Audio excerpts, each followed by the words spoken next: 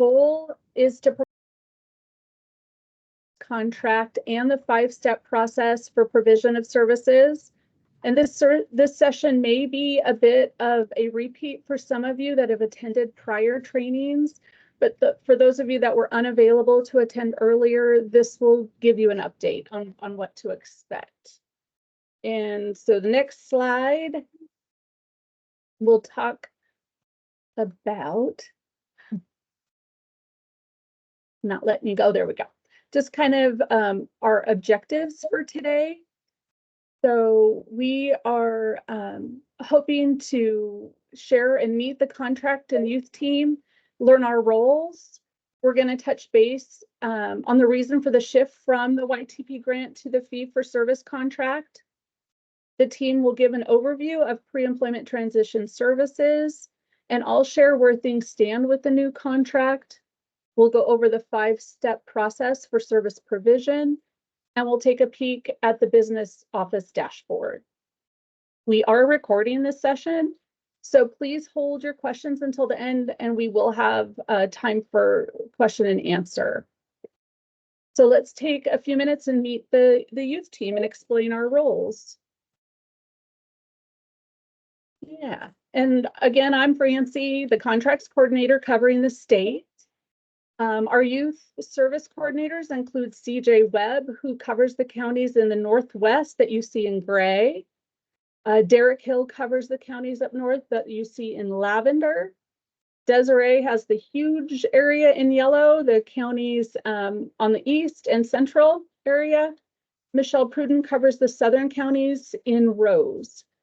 We are in the final stages of recruitment for the area in brown. So hopefully we'll have that and we'll be able to announce that soon. Currently, the 4 youth service coordinators that I just introduced are covering those counties, and you should more than likely know who those are, but that new person will be up and running soon. And in the next slide, we'll cover our roles. Yeah. Youth service coordinators are going to be focusing on service provision. They work closely with transition specialists and school administrators. They provide support and technical assistance, authorized services for potentially eligible students, and act as your go-to for all things youth services. They also evaluate individual contract effectiveness in their regions. As the youth contracts coordinator, I will be focusing on operations and contract requirements. I'll work closely with business office staff. I'll work to align youth contract processes and procedures statewide. And in addition, I'll track and manage the budget for all of the youth contracts and process payments. I'll work on contracts and amendments and be the contact for the business offices. And now I'm going to hand it over to Michelle Markle, our youth service manager, to provide some insight into the changes we're facing. Thank you, Francie. And many of you have heard this before, but it never hurts to hear something again, just at different times. It's really important to us that you understand why these shifts are happening. And when we talk about the shift, we're talking about from our old YTP grant model, what we're wrapping up right now, to this new Pre-ETS fee-for-service contract.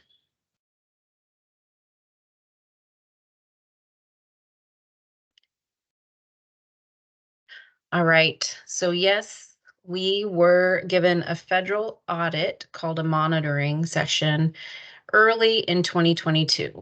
And it was the first time that we'd had a federal audit in vocational rehabilitation since 2008. Of course, a lot of things had changed in the years there, mainly the reauthorization of WIOA, the Workforce Innovation and Opportunities Act, that brought about Pre-ETS, all things Pre-ETS and what is allowable with Pre-ETS and how we can spend Pre-ETS and all of the requirements for Pre-ETS. And we had some pretty significant findings in our Pre-ETS contracts. That was with the University of Oregon, all of our YTP contracts, as well as our Transition Technical Assistance Network contracts. And all of the changes that we have been making in these contracts and with these partnerships and systems are in response to the findings and the corrective action plan required as a result of that federal audit.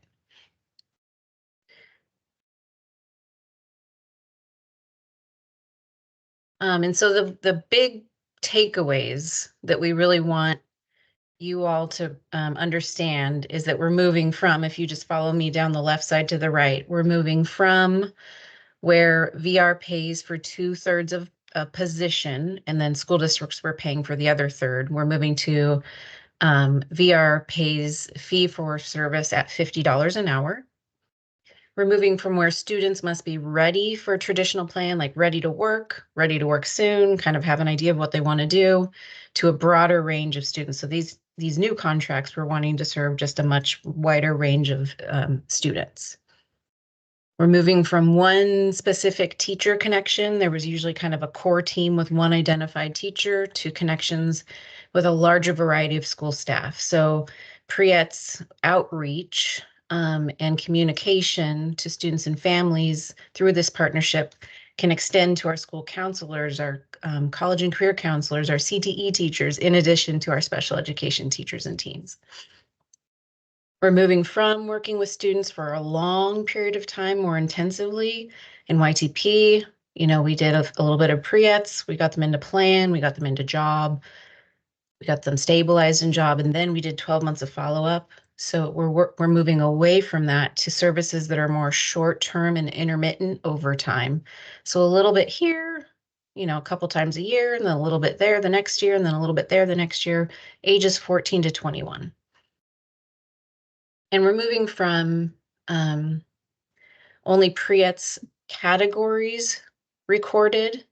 And this is just more of like a reporting thing. Your staff have been entering into the U of O database and Pre-ETS database for a long, long time into more detail with all of that. So we're encouraging and have built a whole system on the ability to do real-time documentation for all of these different areas that we're going to go through here in just a moment. And a really important thing for everybody to understand is in this contract, there are two types of Pre-ETS included. Pre-ETS are pre-employment transition services. And this contract allows for up to 40% of your billable hours to be coordination, Pre-ETS coordination. You won't need prior VR authorization for Pre-ETS coordination hours. They may not be student specific. So this is how you engage with students and families before they've been authorized by VR. They're still billed at an hourly rate. And then you have direct Pre-ETS or direct services up to 60, or you can actually exceed 60%. It's the coordination that's capped at 40% in this contract. But these are student specific. They can only occur once they've been authorized by VR. They are associated with a specific student. And they include the prep time, that's called arrangement. They include the actual provision of the service, and then also the reporting of the service. All of that is billable. Here they are, those 5 required Pre-ETS: job exploration counseling, work-based learning experience, self-advocacy, workplace readiness, post-secondary, and transition counseling. These things all should hopefully look really familiar to you. And then the coordination activities, which are capped up to 40% of your overall budget through the life of the contract, are things like working with the local employers to develop work opportunities for students with disabilities, working with schools, working with VR, us all working together to coordinate and ensure that the widest number of students are getting Pre-ETS as possible and that we're doing everything accurately. And again, they're not always connected to a direct student.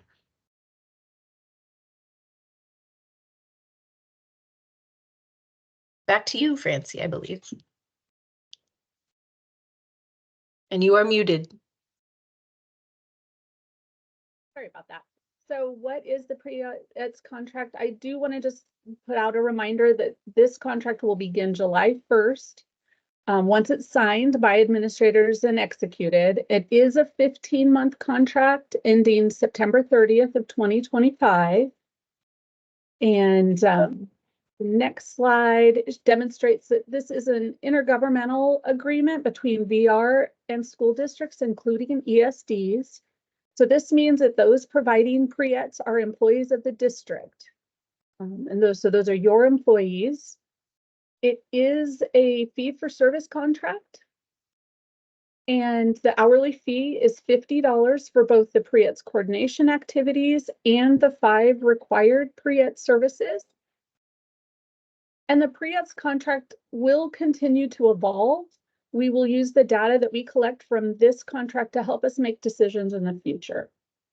That's our goal. And for you billing folks that are looking at the funding information, Pre-ETS are 100% federally funded. The funds are not pass-through dollars, and the CFDA number is 84.126. We're going to go over a few of the differences from the YTP grant to the new Pre-ETS contract. Significant difference is there are no match dollars required by districts.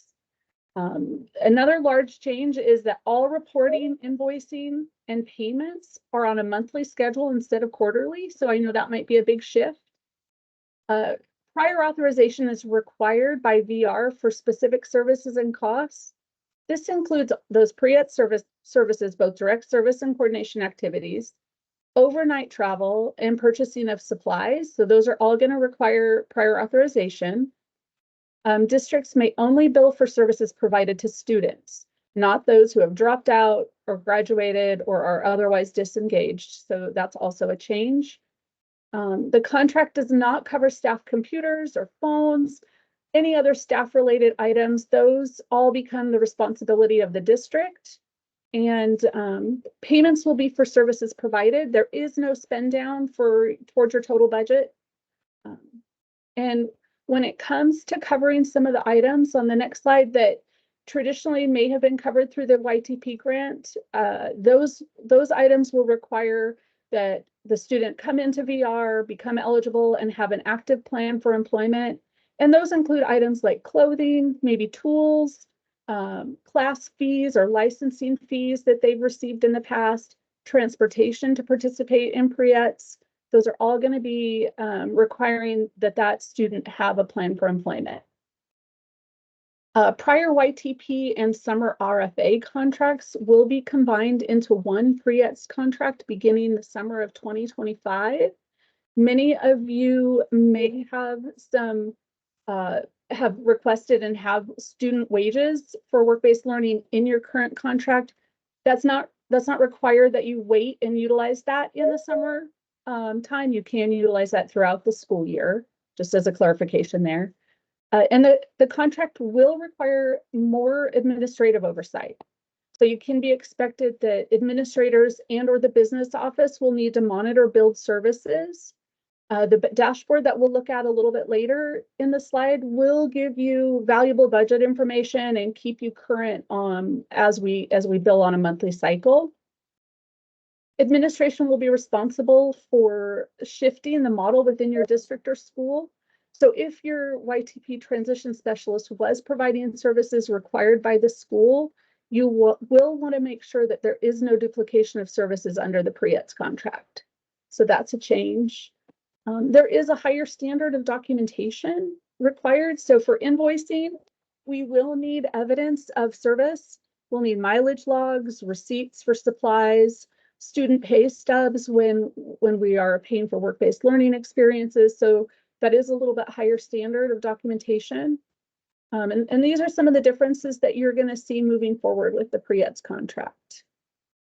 And as an update on the next slide on where we're at with the contract, they are still in writing process and review by the DOJ. You will, and please look for an email from Jason Fong, who is in our contracts department. The email you receive from Jason, it'll include the documents that will require your signature. So you can expect to see the contract, and there will be a spot within the contract for you to write about your proof of insurance and give information about that. There will be a document return statement to be signed, tax ID form for signature, and please sign and return that as soon as possible so that we can get the contract executed as quickly as possible. And each contractor will need an Oregon Buys account to see that fully executed contract. We don't send that out automatically. Oregon Buys will email you a link and login information once that contract has been executed. And next, we're going to walk you through the new 5-step process. And Derek is going to share about step 1. Hey everybody. Oh, sorry, I'm having some technical difficulties. But yeah, let's go to the first slide, and we'll talk about determining that a person is eligible for pre-ETS. Hey, Derek, I want to just quickly interrupt you rudely. Sure. Sorry. I want to just remind folks who have entered that this session is for school administrators and business office folks only. It was requested to keep it to this focused audience for questions and answers at the end that have not been able to be surfaced in other venues, and we do want to honor and respect that. So if we've got folks on the line who are not a school administrator or business office person, we ask you to respectfully, I guess, leave the meeting, and we'll touch base with you later. All right, thank you. Go ahead, Derek. Thanks. Yeah. So sorry again. So yeah, let's go to the next slide in the process of. We'll just kind of give an overview of what your transition specialists will be going through in terms of getting people to the system and reporting on them as billable. So the first step I'm going to talk about is determining if the student qualifies to receive pre-ETS. So here are 5 steps, and they'll all be covered. So let's just kind of jump into the first part, which is determining somebody's can receive, is qualified to receive pre-ETS. So we're going to hold on. I'm seeing, Derek, sorry to interrupt again. I'm seeing notes that people are not able to hear you well. True? Yes. Okay. Is that any louder? I don't know. I don't think so. No. No. Test maybe one more time. Testing. Is this working? Oh, that's much better for me. I don't know about others. Have it up to that. Oh, no. Okay, maybe I guess I'll just hand off the baton. Sorry, everybody. My computer is down. Whatever you just did, Derek, worked. Yeah.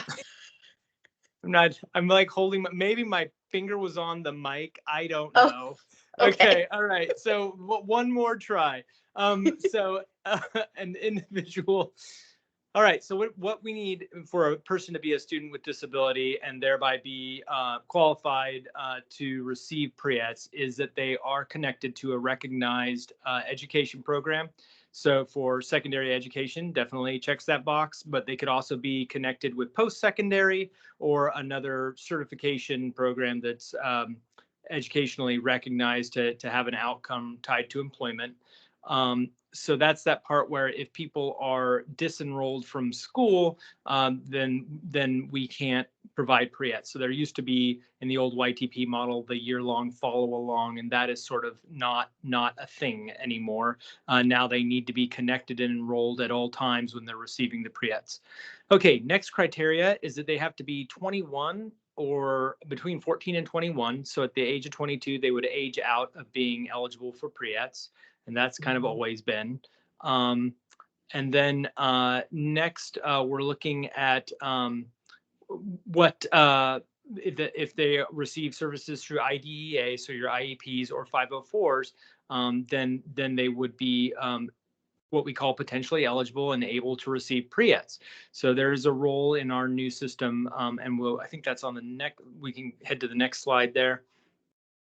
So we do have a new form, and all your transition specialists, and hopefully everyone is a little familiar with this. It's a 4-page form, and this is what people will be completing to get the students into our system.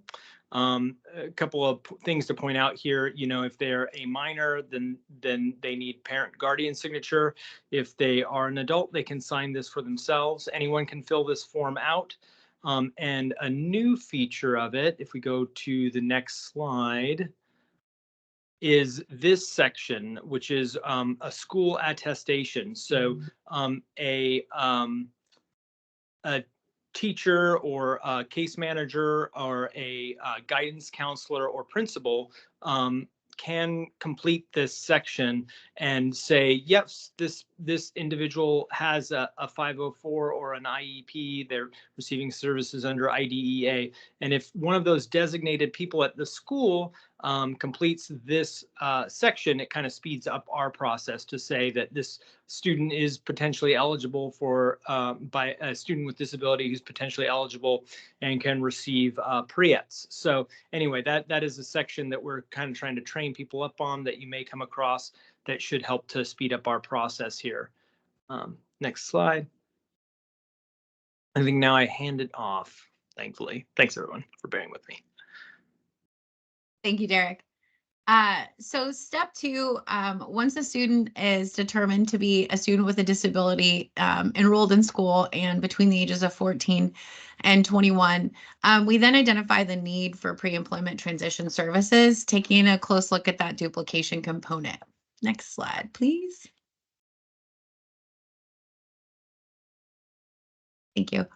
And so we want to ensure that the Pre-ETS are not a duplication of school services. And so one of the first things that we think about is the purpose of the service, right? So is the purpose of the service to define, refining, or meeting an employment outcome, then that most likely will be a pre-employment transition service. If it's solely for the purpose of education, then that might be one of those IDEA covered educational activities. And so that's the first thing that we consider. Next slide, please. Also, who customarily provides the service? So is it something that is traditionally done by the school district or part of the IEP process, or is this something that VR can enhance? And it's just it's a collaborative process that we're going to be working on with our transition specialists and our VRCs, where we're looking at what is the activity? Is it something that the school is already doing? Is it written into the IEP and covered by the LEA? Or is this something that truly is a PREA and can add to the school experience in a different way as a PREA, as a pre-employment transition service? So we look at determining whether that is going to enhance the school service that's already being provided. Next slide, please. If a student has a 504 plan and is not covered under IDEA, then it's a little bit different. So we might look at that service just a little bit differently, because it's not necessarily going to be offered by an IEP, because the student wouldn't qualify for one, wouldn't have one. And so if the service is determined to not be a duplication in service, then that would be considered a pre-employment transition service, and we would be able to potentially offer that to that potentially eligible student. Next slide, please.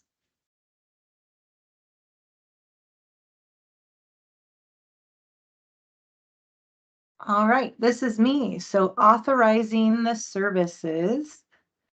Next slide. Once the student is determined to be potentially eligible, your youth services coordinator will authorize the Pre-ETS. The exciting thing is that what we're going to be doing is authorizing the particular service. We no longer have to authorize the hours by on a monthly cadence like we had originally thought. So that's some good news that we got. Each student will be authorized per Pre-ETS category. This will be communicated via the dashboard. So once the transition specialist submits that student, we verify and authorize them for services.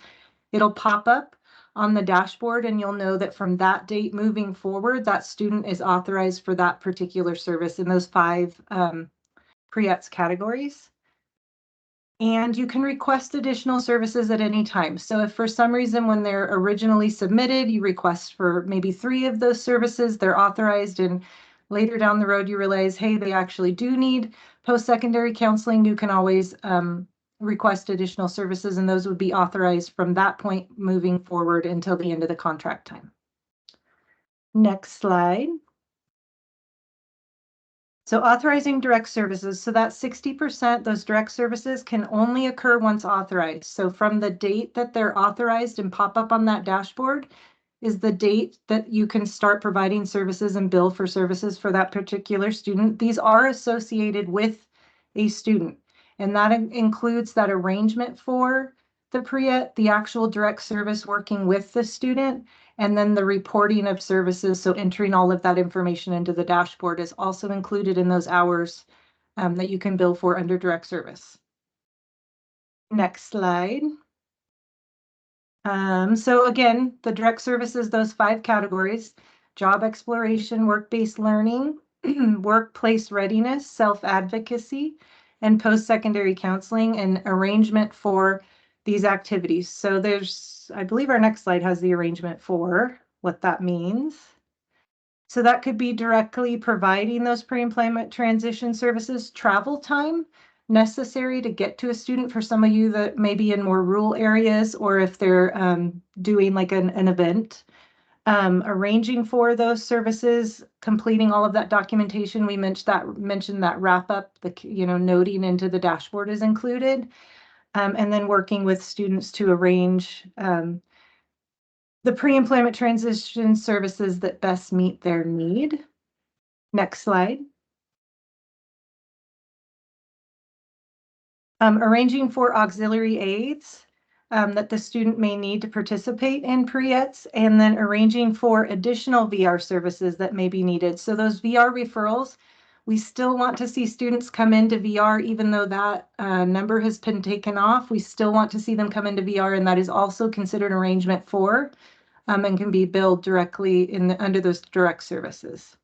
And then developing work-based learning experiences. So thinking about connecting with business on behalf of a student to set up an internship, job shadow, those types of things are also can be billed under direct service. Next slide.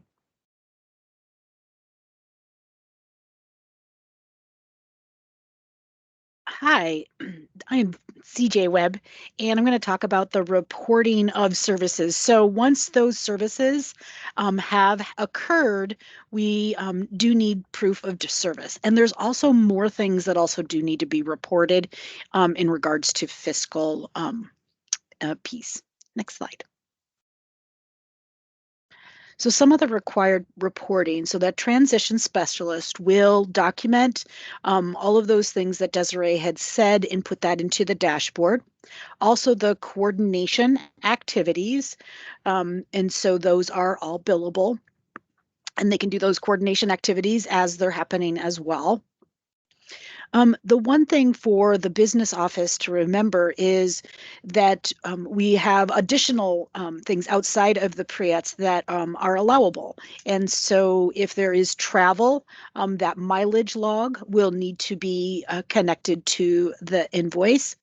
And if there is overnight travel, that does need prior approval. So just typical travel does not need prior approval, but overnight travel would need approval. And then we would match that approval with what was done. And any overnight lodging does need prior approval, and making sure that you are using the up-to-date per diem rate for the mileage, the overnight lodging, and meals with that associated with that overnight lodging. For things that are not overnight, just the typical mileage log that you use to be attached to that invoice. Supplies do need authorization ahead of time, and then you would submit the receipt for those if you purchased them. And then for students' work-based learning experience, those wages, and we will reimburse the wage stub because payroll taxes and the like are also reimbursable. Next slide. So some of the monthly reporting, and this is some information so you're aware of what the transition specialists are providing us. So once they have been authorized to provide a service category, they do the activity and provide a progress note along with the hours that they provided that, and remembering that those hours include for the direct service, that arrangement, that direct service, and the reporting is included. And then their coordination activities, which is a separate reporting on the dashboard. And they include their documentation of the progress that they have made with that student or the student can do a reflection sheet and have that submitted. And one thing added to the documentation is with also sometimes the increase of hours provided with a student, the more type of documentation we may need to assure that the service was provided in the manner that was stated. Next slide. So we have an example, because this is an example that has come up many times, and I think I've gotten this question a lot. So when there is a group setting event that happens, so there is maybe a tour that is going on, and the adult time for arranging that event is part of that billable service, and they would associate that with a student, so maybe one student, and letting that youth service coordinator know that one student will probably have a little more time than another student. Then the travel time is for the adult or adults to and from the event. And at the event would be the $50 an hour per student attending the event. So the students that have been authorized from VR to receive that service would be billable. Next slide.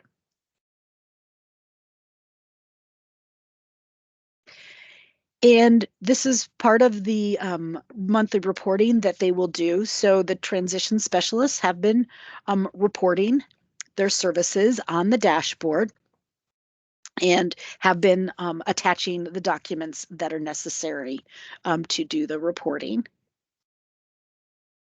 Next slide.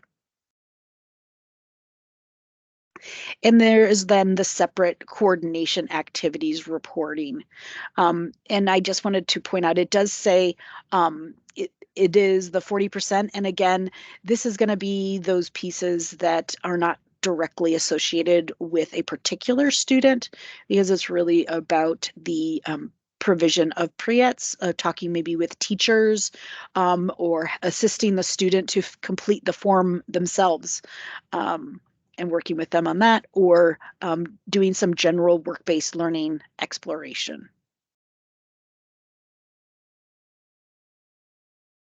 Next slide. Now we're going to talk, I think, what you're all here for, the payment and financial reporting information.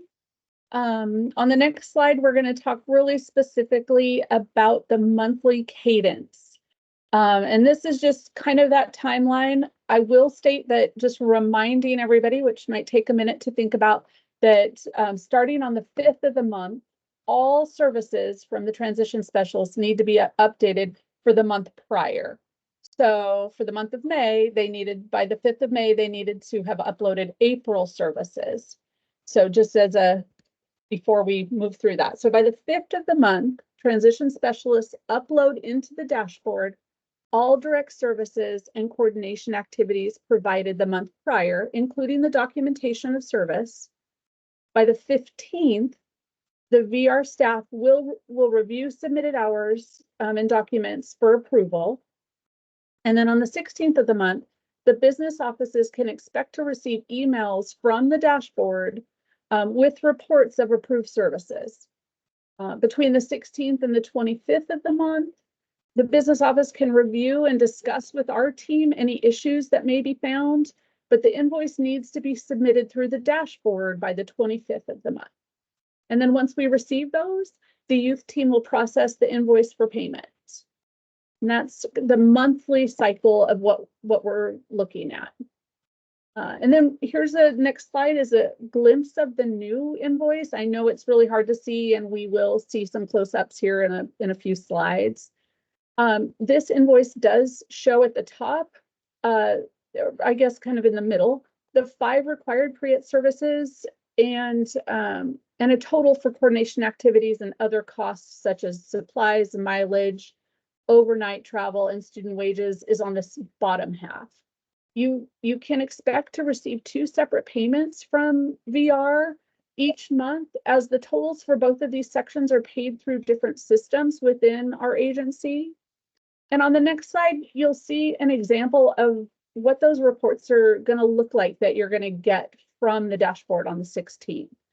So the 5 required services, that report will list information like student names, hours reported for each of the required services, the date the service was provided, and then the coordination activity report will give you a list of the activities reported. And when I say reported, I'm referring to the information that your transition specialists have reported through their dashboard. So our hope is that you'll find these reports valuable when you're doing your billing process. And on the next slide, you can see the top half of the invoice. So of course, putting in your district's information at the top, and then you can see the 5 required pre-ETS services. You will fill in the number of hours of pre-ETS provided in total for all of the students for each of those services. So that report will give you that information. And again, these numbers will represent the services provided the month prior. And again, that will be coming in that report. Currently, we're hoping to send those reports as an Excel document.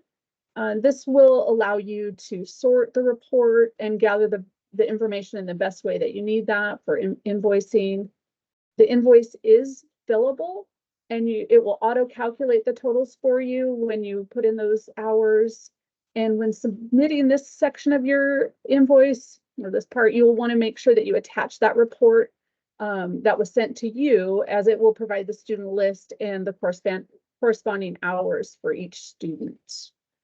The next slide shows the bottom half of the invoice. And this is for those costs associated with providing the pre-ETS, and that includes coordination activities, mileage, overnight travel, and supplies. This invoice, again, this is all the same. So it is fillable and will auto-calculate for you. You will need to use the Oregon state mileage rate and per diem rates from within the state. There is a link to those at the bottom. So you'll be able to link to that and see what those rates are. Documentation will need to be submitted along with the invoice for this section as well. And that would include mileage logs, lodging, student pay stubs if you are submitting for student wages. And don't forget, of course, to have the invoice signed and dated before you submit it. And then if at any time there are questions or concerns about billing, we are here to help and answer those questions as they arise. So, and next, I'd like to give a little glimpse of what the pre-ETS dashboard is going to look like. This is our current example. It may look a little different in July when we roll things out, because we are continuing to add features and streamline for ease of use. But as you can see on the next slide, it's coming up. This is the business dashboard homepage. The dark blue box kind of in the middle there is a section in the form that the business office will use to upload their invoice. And right below the blue box, you can see a total NTE. NTE stands for not to exceed amount of your contract. This also provides right underneath that the total funds that are still available after each payment cycle. So each month that should be updated to demonstrate what's left in your budget. And right below that, we'll actually roll down to the next slide because it gives a better visual. And this slide shows this is definitely rolls right down the whole page, but this gives a great budgetary information, and it's broken down. It's broken down by the pre-ETS hours, so coordination activities, and the 5 required direct services. It's got supplies, travel, work-based learning experience wages, and that's for those schools that have included that in their contract. And this is going to help you as the business office stay on track and within your budget. It also shows what the total is as the line item in the budget, what's left after billing each month. I really like the circle graph because it gives us all a quick look at how pre-ETS hours are being delivered. So in this case, the blue represents the direct services, which need to be at least 60% of the contract hours. And the red represents the coordination activities, which are not to exceed 40%. So it's great to be able to see that. The bar graphs demonstrate what's been used within each of those contract line items. So for again, the work-based learning wages, travel, supplies, and the direct services. And on the next slide, it'll show you down further on that front page, there will be an invoice report. So each month of billing, it will show you what was billed for the month. Again, it'll demonstrate a total. There's also links available on this page to areas that you might need, including all of the reports that you can kind of see over there on the little bit of a left-hand side. The fillable PDF invoice that we showed will be linked to it so that you'll have it available. We don't have an exact date on when the business dashboards will go live. The first billing cycle that we'll be expecting is in August, since that will be for the services provided in July. So we do have a little bit of time, but we'll get them rolled out as quickly as we can.